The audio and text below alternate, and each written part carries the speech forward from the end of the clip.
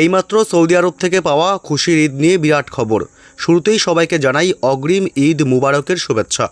মুসলমানদের জন্য ঈদ উল ফিতর অত্যন্ত গুরুত্বপূর্ণ উৎসব।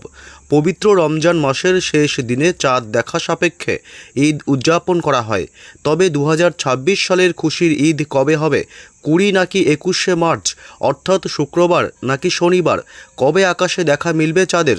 সৌদি আরব সহ ভারত এবং বাংলাদেশে কবে পালিত হবে খুশির ঈদ? এবছর 29টি রোজা হতে চলেছে নাকি 30টি?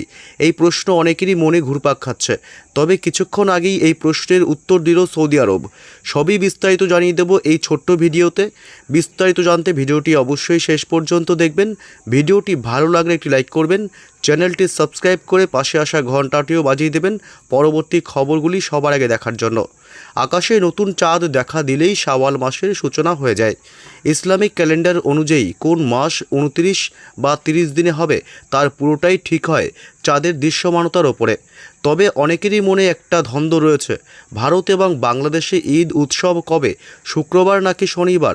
ইসলাম ধর্মের হিজরি মাস 10ম শবল, এই শবলেই চাঁদ দেখা গেলেই পালন করা হয় ঈদ উল ফিতর উৎসব। ভারত এবং বাংলাদেশে অবশ্যই খুশির ঈদ পালিত হয় সৌদি আরবে চাঁদ দেখতে পাওয়ার দ্বিতীয় দিনে।